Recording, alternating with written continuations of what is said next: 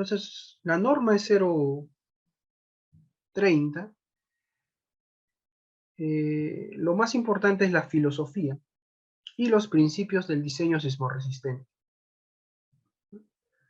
La filosofía es evitar pérdida de vidas humanas, asegurar la continuidad de los servicios básicos y minimizar los daños a las propiedades. Cumplir al pie de la letra estas tres cosas resultaría muy costoso, ¿no? Entonces, se ha planteado unas estrategias para cada una de estas tres cosas. Entonces, a eso se le conoce como eh, principios, ¿ya? Los principios que vamos a utilizar son estos tres.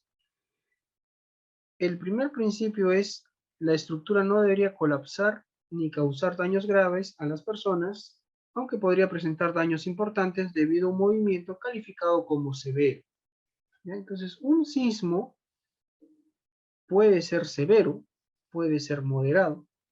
Entonces, ante un sismo severo, la estructura puede tener daño, pero no debe colapsar, ¿ya? Daño estructural. La estructura debe soportar movimientos calificados como moderados, pudiendo experimentar daños reparables, quiere decir en la tabiquería, o cosas que se puedan reparar rápidamente. Entonces, ante sismos moderados, la estructura no tiene que sufrir daño estructural, pero sí puede sufrir algunas cosas, por ejemplo, roturas de vidrios, ¿no? Drywall, por ahí, que se puedan reparar rápidamente. Y para edificaciones esenciales, se debe tener consideraciones especiales para lograr que permanezcan operativas, ¿no? Luego de un sismo severo. Quiere decir, si viene el sismo severo, acá no debe haber daño prácticamente, ¿ya? Tiene que estar totalmente operacional toda estructura esencial. Para poder saber si una estructura tiene daño o no tiene daño bajo cierto sismo, debemos conocer la curva de capacidad. La curva de capacidad que después, esta acá sería la curva de capacidad, ¿de acuerdo? Entonces, relaciona el cortante basal con el desplazamiento en la parte superior de un edificio.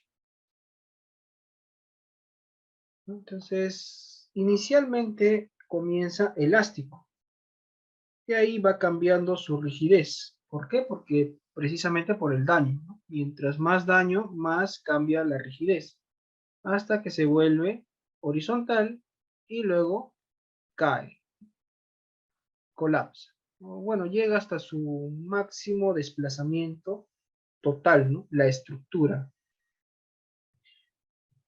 ¿Ya? Entonces, esto se podría linealizar con una bilineal. Esta línea punteada de color rojo. Acá tenemos una bilineal. Entonces, este punto sería un punto de fluencia. Todo lo que está a la izquierda sería totalmente operacional. En una estructura totalmente operacional, no hay daño estructural ni hay daño no estructural. Es totalmente operacional. O sea, viene el sismo, cualquiera sea su tamaño del sismo, y la estructura continúa como si nada. No se siente nada. Bueno, las cangrejeras van a disminuir lo que es la resistencia de cada sección. ¿De acuerdo?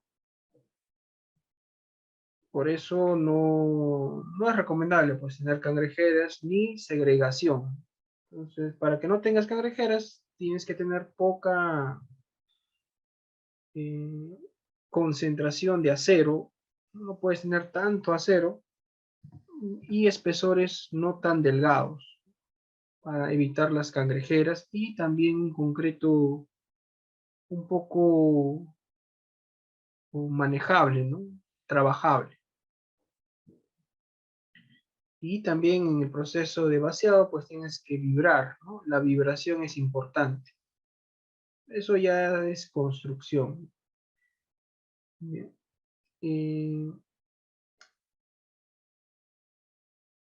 Este punto va a dividir en dos etapas o en dos partes, ¿no? La parte, se podría decir, elástica o elástica agrietada y la parte no lineal. Y dentro de la parte no lineal también lo podemos dividir en cuatro partes. Un 30% es el estado inmediatamente operacional. En esta zona sí ocurre daño, pero daño no estructural. Acá ocurre el daño no estructural. O sea, los tabiques, ventanas, drywall, no estructural. En la siguiente etapa estaría la seguridad, seguridad de vida, otro 30%. Acá sí ocurre daño estructural, ¿no? De las vigas, las columnas, las placas, los muros, daño estructural.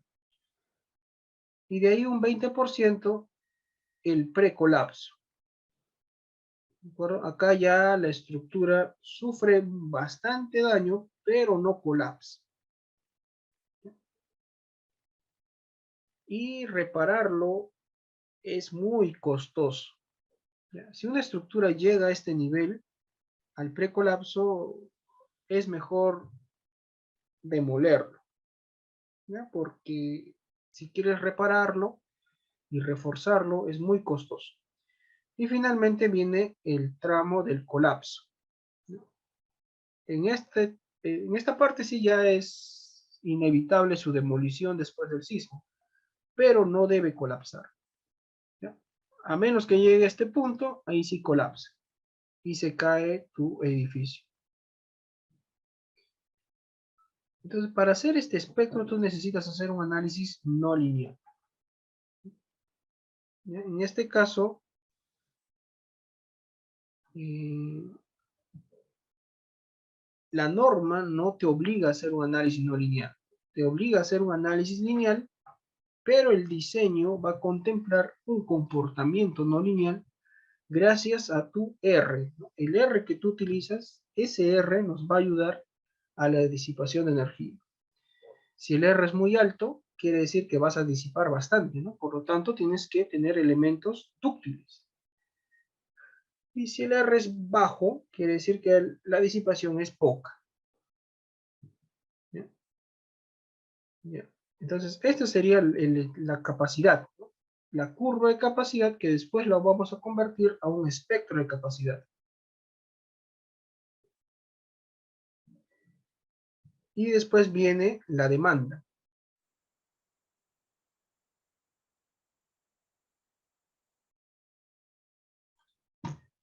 La demanda se refiere al sismo, ¿no? O sea, cada cierto periodo de tiempo va a venir un sismo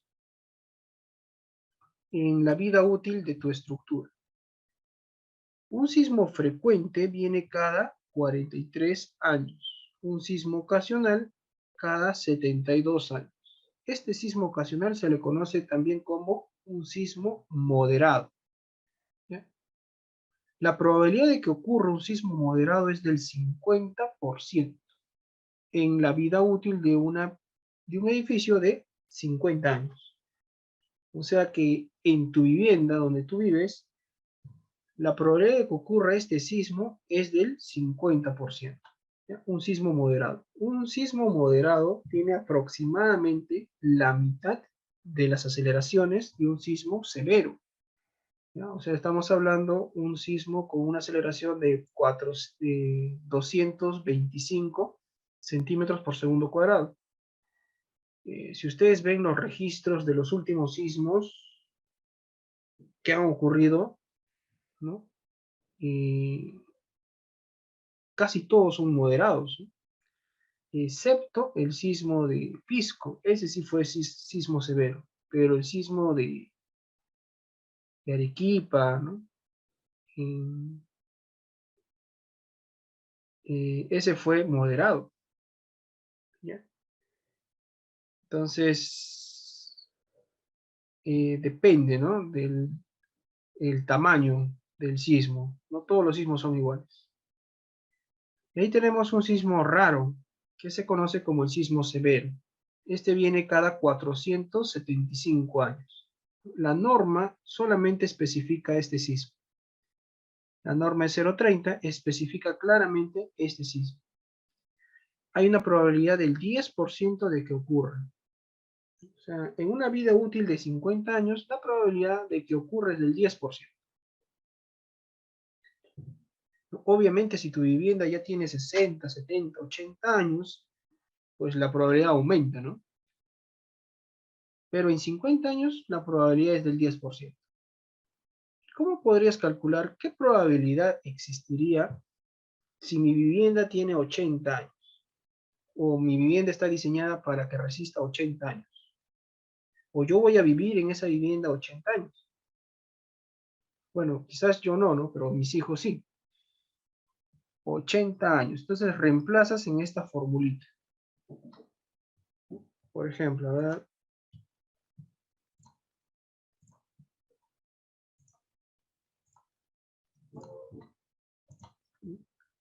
Esta fórmula relaciona, esta sería E es la probabilidad de que ocurra o de que sea excedida. Es 1 menos 1 menos 1 entre el periodo de retorno.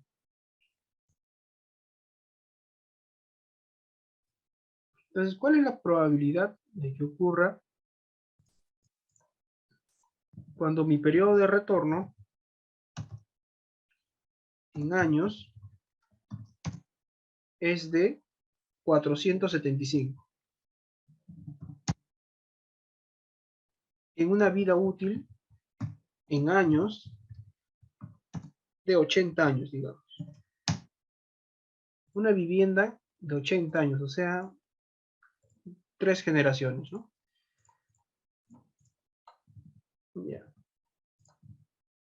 Entonces, ¿cuánto es la probabilidad en porcentaje? Va a ser igual a 1 menos, abre paréntesis, 1 menos 1 entre el periodo de retorno elevado a la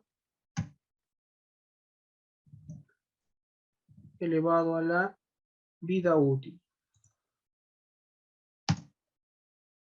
Esto por 100. 15%. ¿Sí? Aumentó, ¿no? Para 50 años la probabilidad era del 10%, pero para 80 años la probabilidad es del 15%. Para 100 años la probabilidad es del 19%, ¿no? De que ocurra. ¿Ya? O sea, aumenta la probabilidad mientras más vida útil tengas, ¿no? Para 200 años,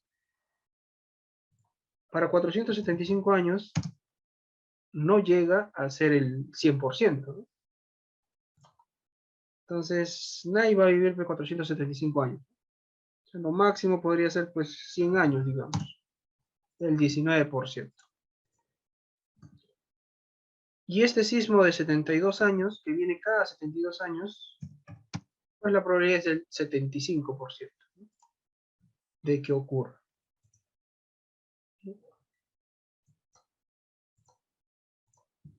Entonces, con esta fórmula podemos ver cuánto es la probabilidad de que ocurra un sismo. Ahora, un sismo muy raro ya es más fuerte. Este viene cada 975 años. Los puentes normalmente se diseñan con este sismo. Un sismo muy raro. Los puentes importantes o los puentes esenciales, ¿no? Los puentes esenciales se diseñan con este sismo. ¿Ya? 975 años, en una vida útil de 75 años, hay una probabilidad del 7% de que ocurra. ¿Ya? También se diseñan, bueno, para para que esté en un estado de seguridad de vida todo lo que son estructuras importantes, ¿no? Como coliseos, teatros, estadios, para este sismo. Con este sismo diseñamos todas esas estructuras. Para viviendas diseñamos con este raro. Y ya los colegios, los hospitales, para que estén en una seguridad de vida, lo diseñamos con el sismo catastrófico. Este sismo catastrófico viene cada 2475 años. O sea, la probabilidad de que ocurra en una vida útil de 75 años es del 3%. En nuestra vivienda, ¿cuál es la probabilidad de que ocurra este sismo? En una vida útil de 50 años, perdón, un periodo de retorno de 2475 años y en una vida útil de 50 años. La probabilidad es del 2%. ¿Ya? Entonces, hay una probabilidad del 2% de que ocurra este sismo. O sea, nosotros estamos viviendo tranquilos en nuestras viviendas, pero hay una probabilidad del 2% de que ocurra este sismo. Si ocurre este sismo, obviamente pues, ¿no? Ya fuimos. Pero la probabilidad es muy baja, ¿no? 2%. Entonces, al intersectar la demanda con la capacidad, obtenemos el, el punto de desempeño. Entonces relacionamos desplazamiento espectral con aceleración espectral. Como les indiqué, se transforma esta curva de capacidad a un espectro de capacidad e intersectamos ambos, ¿no? El espectro de capacidad con el espectro de demanda.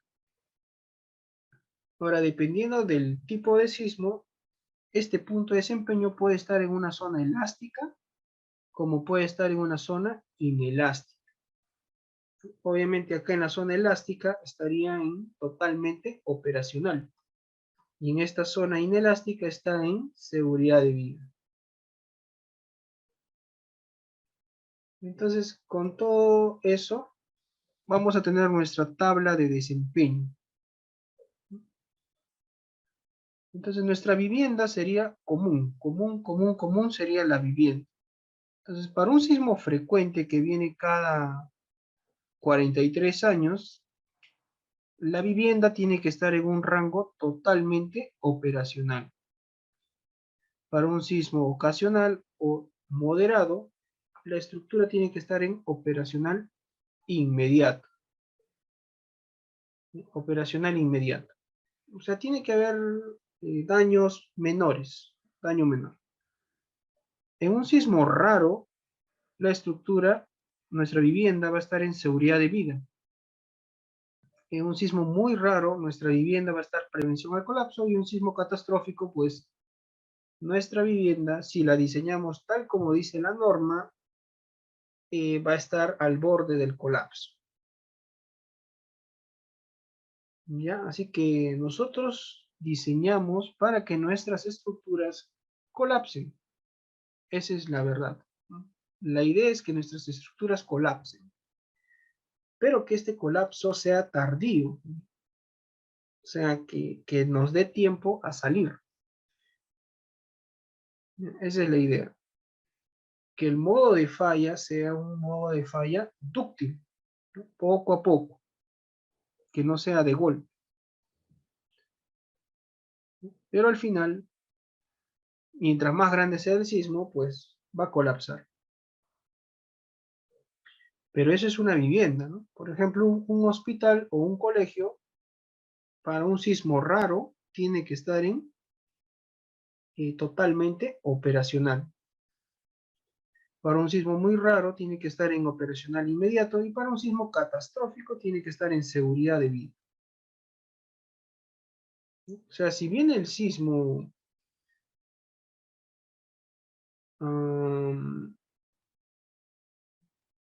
catastrófico, a una vivienda, pues casi todas las viviendas van a colapsar, ¿no?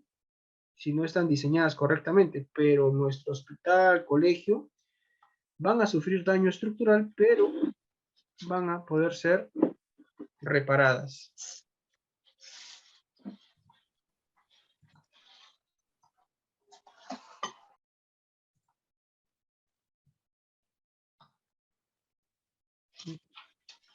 ¿Alguna consulta tendrán sobre esta parte?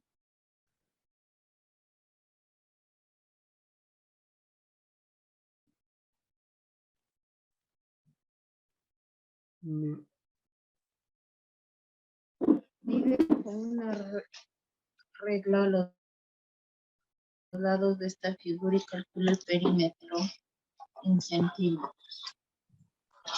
Tenía regla. ¿No lo jalaste?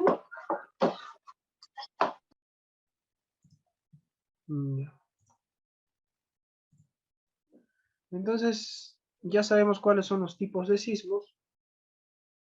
Y ahora vamos a ver la zonificación. La norma lo ha dividido en 4 partes, del 1 al 4, y ha relacionado cada zona con una fracción de aceleración de la gravedad. Entonces acá indica, el Z se expresa como una fracción de la aceleración de la gravedad. 0,45 G. ¿Cuánto vale un G? 981 centímetros por segundo cuadrado. Y entonces, al final nosotros vamos a diseñar con aceleraciones el movimiento del suelo.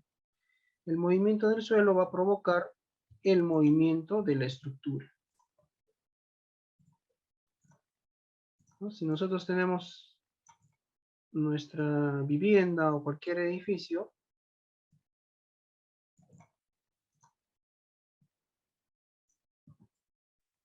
cuando venga el sismo va a venir con aceleraciones. Y estas aceleraciones, pues, no lo sabemos, no sabemos cómo, de qué forma será. Es totalmente aleatoria, ¿no? Porque puede ser un sismo cercano, un sismo lejano, con frecuencias altas, frecuencias bajas, de menor a mayor, de mayor a menor, totalmente distinto, ¿no? Acá estaría el tiempo y aquí estaría la aceleración del suelo,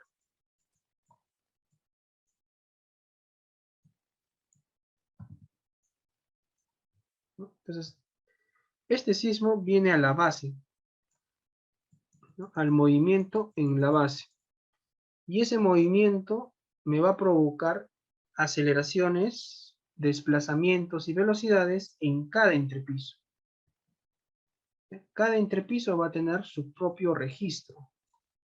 Si nosotros colocamos un acelerógrafo en cada piso, ¿ya? Vamos a colocar un acelerógrafo en cada piso, vamos a poder detectar, cuando venga un sismo, cuánto se va a desplazar este entrepiso. Entonces va a venir y se va a desplazar, ¿ya? Podríamos ver en función del tiempo el desplazamiento. Podríamos ver la velocidad y podríamos ver la aceleración de cada piso. Ahora, hacer esto es costoso, pues, ¿no? Cada aparato, ¿cuánto costará?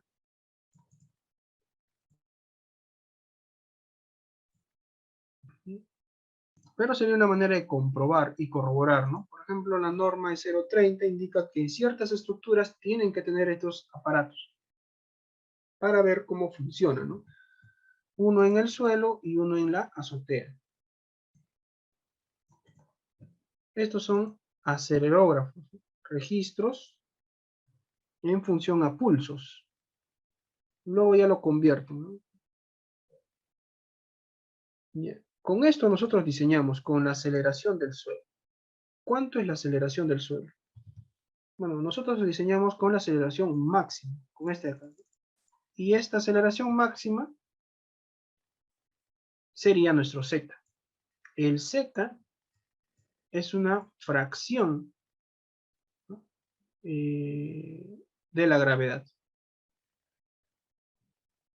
Puede ser 0,45 de G. Y esa sería nuestra aceleración en el suelo, pero no va a ser en el suelo ahí mismo, ¿no? Bueno, ahí sí sería lo que es la aceleración del suelo. El Z no sería este U. Acá ustedes ven un U, ¿cierto? U sub G. Ese U sub G sí sería del suelo. O sea, estaría a este nivel, ¿no? Más o menos. El Z es una aceleración, fracción de la gravedad, pero a una cierta profundidad, en un estrato de un suelo duro. O un suelo bueno. Bueno, suelo duro indica, ¿no?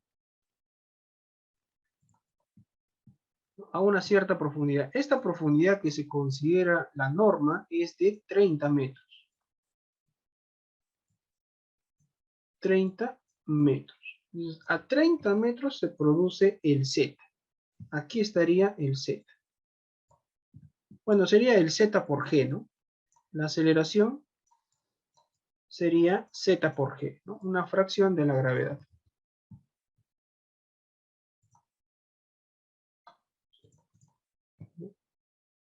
Ese sería el Z, o el Z que indica la norma es la aceleración del suelo, pero a una profundidad de 30 metros. Obviamente va a depender del terreno, ¿no? Del suelo. Si tenemos un buen suelo, prácticamente sería la misma aceleración. Este U sub prima, digamos, o U sub 1 va a ser igual al U sub G, ¿no?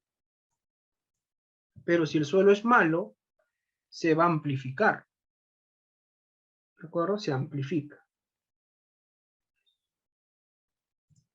¿Ya? Entonces, eso sería Z. ¿Ya? Ahora, ni siquiera es Z realmente, ¿no? Ya, bueno, vamos a iniciar con Z, ¿no? A esa profundidad se produce el Z. ¿Ya?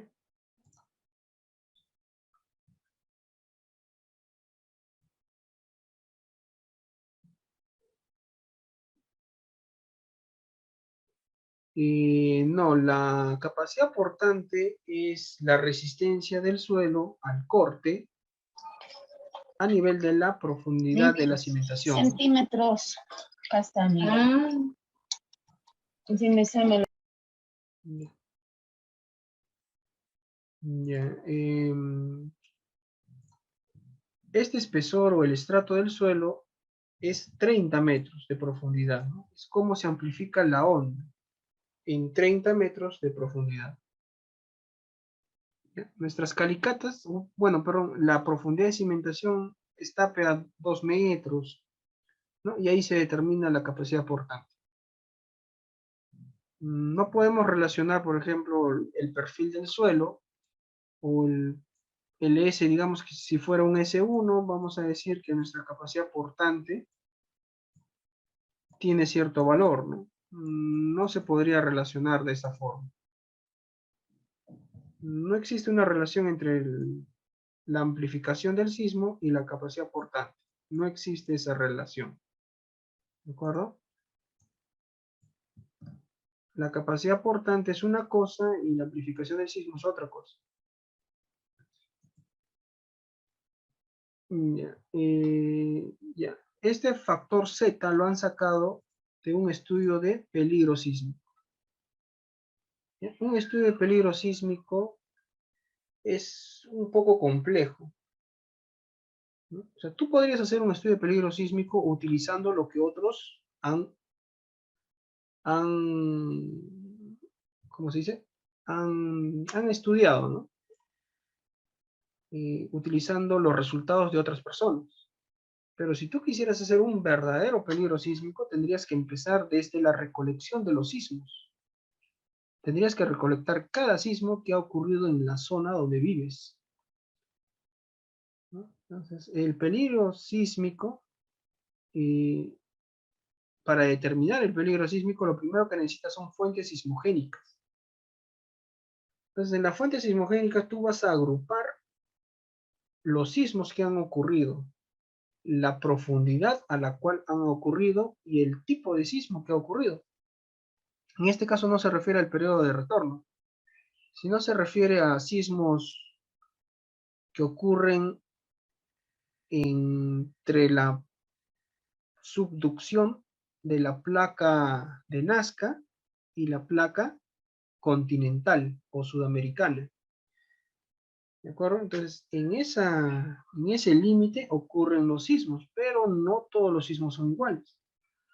Entonces, hay sismos que ocurren en el mar, ¿ya? Y hay sismos que ocurren en la corteza, o bueno, en la placa sudamericana, ¿no? A distintas profundidades.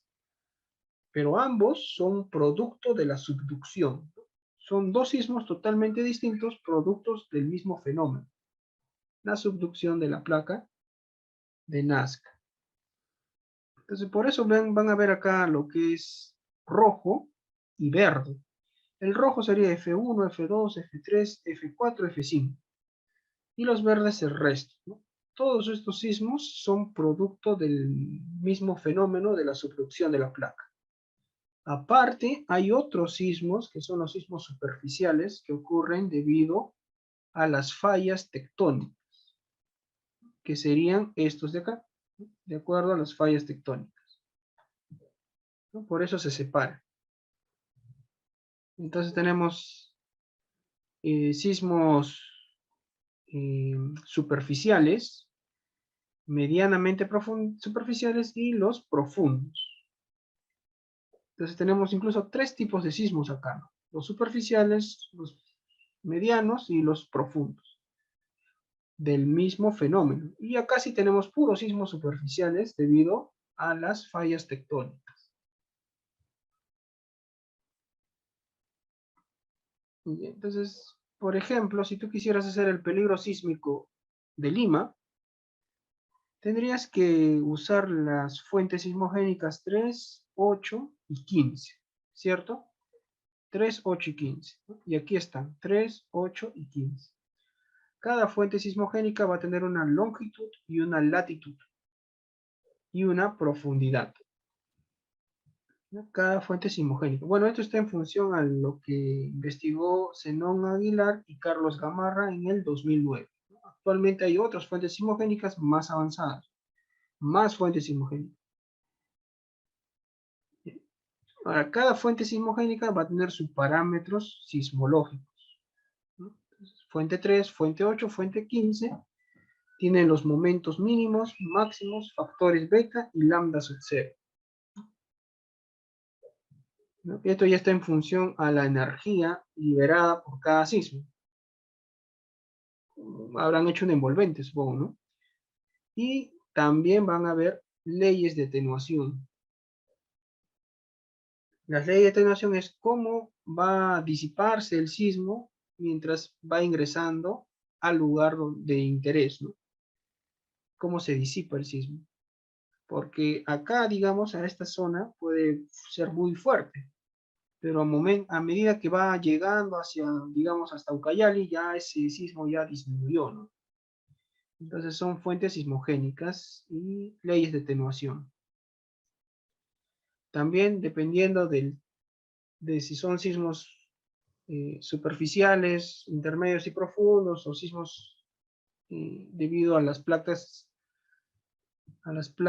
tectónicas, va a depender el tipo de ley. Y finalmente se hace la evaluación del peligro sísmico probabilístico mediante un programa llamado CRISIS. Entonces, tú podrías hacerlo siguiendo un manual. Un manual, acá he hecho yo un manual.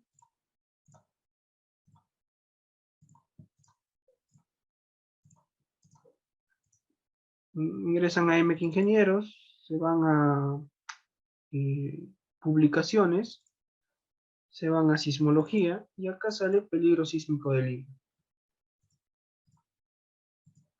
El peligro sísmico de la ciudad de Lima para un periodo de retorno de 100 años. No, periodo de tiempo de 100 años. O sea, vida útil de 100 años. Y acá se hace paso a paso cómo se hace con el programa Crisis. Necesitas al Perú, necesitas la zona y necesitas las fuentes. De ahí necesitas los parámetros sismológicos, las leyes de atenuación y finalmente lo corres, ¿no?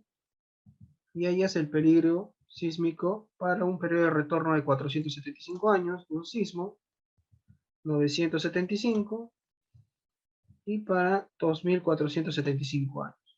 Con eso, ¿qué determinas? La aceleración máxima de un lugar, ¿no? De un punto, porque todos los puntos sale distinto. Y eso lo haces con este programita. En este caso, para un periodo de retorno de 475 años, nos ha salido una aceleración de 448.45 centímetros por segundo cuadrado.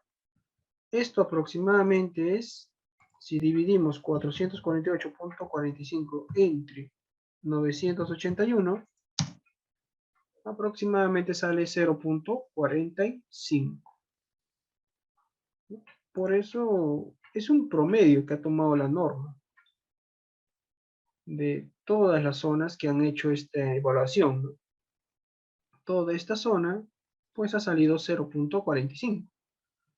Es promedio, por si acaso, no es lo máximo, porque si es máximo, hay zonas donde tienen más, ¿ya? Puede salir hasta 0.53. ¿Ya? Hay zonas, pero han hecho un promedio, 0.45. ¿Ya? Luego hay otra zona donde han hecho su promedio 0.35, 0.25 y 0.1. ¿Ya? Todo lo han hecho con este programita, utilizando las fuentes sismogénicas, pues va variando, ¿no? Creo que las últimas las ha sacado el Censico.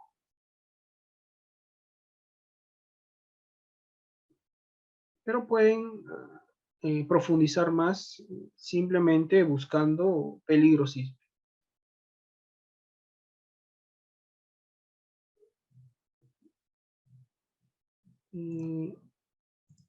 Los parámetros del suelo, el factor S, el TP y el TL, estos dos se utilizan para el espectro, ¿cierto? Y el S es la amplificación del sismo en el suelo. O sea, si acá llega una aceleración Z por G, acá en el punto, acá ya sería, ¿no? Este U sub G, ¿cuánto sería igual? Va a ser igual al Z por el G y por el S.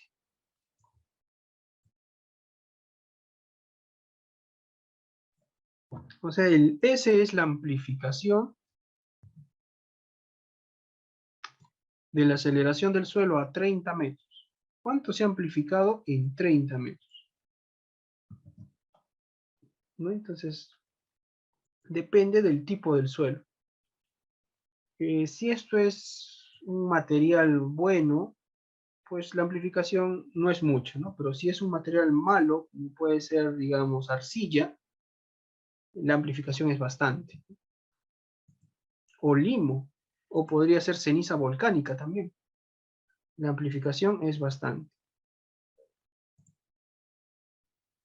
Entonces la norma nos dice que dependiendo de la zona donde nos encontremos, vamos a determinar y también dependiendo del tipo o del perfil del suelo, S0, 1, 2 o 3. Este perfil del suelo lo tenemos que determinar mediante un estudio de microzonificación sísmica, ¿no? Entonces, ya casi todas las ciudades importantes, Lima, Trujillo, Arequipa, tienen estos estudios de microzonificación sísmica, ¿de acuerdo? Por el SISMIT.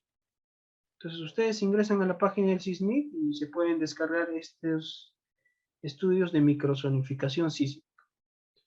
Y ahí pueden ver, dependiendo, ¿no? Si tú quieres diseñar la vivienda en el Callao, te vas acá y más o menos digamos que la vivienda está por este puntito, ya sabes que esa zona es un S2, sin necesidad de hacer ningún estudio. Pero si lamentablemente no encuentras esta información, pues tendrías que hacer tu propio estudio, ¿no? Claro, si es que es un proyecto grande, ¿no? Y tendrías que determinar qué tipo de perfil del suelo es, en función a un estudio eh, de geofísico, estudios geofísicos, ¿no? Estos estudios geofísicos podría ser un de refracción sísmica o más W. Entonces, lo único que se diferencia es la profundidad de investigación, ¿no? A 30 metros, pues necesitas mínimamente un más W. Y con eso puedes determinar la velocidad de onda de corte, las velocidades de onda de corte, ¿no? Y relacionarlo con el perfil estratigráfico, con un perfil del suelo.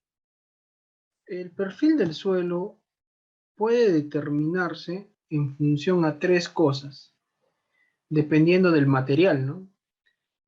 Si tenemos arcillas, podríamos extraer muestras y hacer una resistencia al corte unidimensional. ¿Cuánto es esa resistencia? Pero necesitarías extraer esa muestra en varios estratos, ¿no? Y sacar un promedio, y ese promedio sería la resistencia no drenada, ¿no?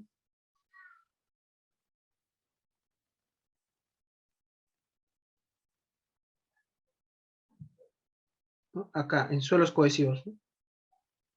Si el suelo es arena, ¿dónde está?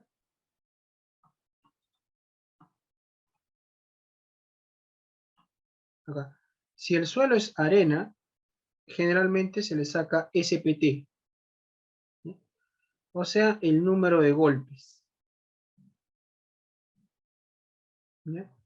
Eh, y si el suelo ya es un poco más complicado, digamos, grava, ya podría, o no tienes el equipo necesario, podrías hacer ensayos geofísicos, ¿no? Y ya de esto depende de la velocidad de onda de corte promedio también, de cada estrato. Si esta velocidad está mayor a 1500, pues es un perfil S0. Si está entre 500 y 1500, S1, entre 180 y 500, S2, y menores a 180, S3. Es un promedio de las velocidades de onda de corte. Generalmente se utiliza este procedimiento porque es más económico. Muy caro resulta extraer muestras, muy caro, ¿no? Y se hace este procedimiento, ¿no? La sumatoria de los estratos entre la sumatoria de cada estrato entre la velocidad de onda de corte de ese estrato. Se saca un promedio. Lo mismo para el número de golpes y lo mismo para la resistencia no drenada. Y con eso se determina qué tipo de suelo tenemos, qué perfil de suelo y cuánto se va a amplificar. Entonces, ya teniendo el S,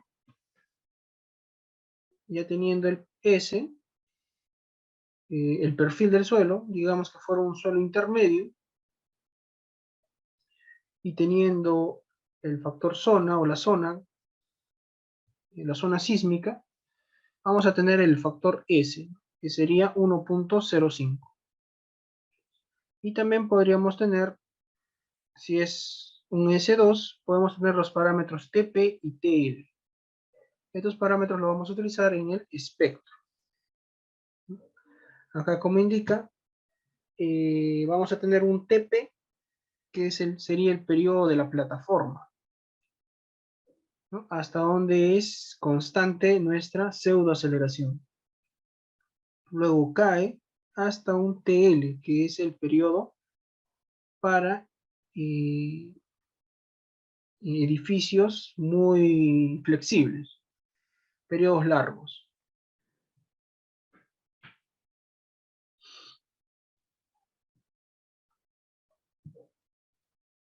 También se puede observar que estas amplificaciones son menores mientras esté cerca a la costa, ¿no? El S de la costa es menor al S de la sierra y es menor al S de la selva. Mientras que el Z de la costa es mayor al Z de la sierra y es mayor al Z de la selva.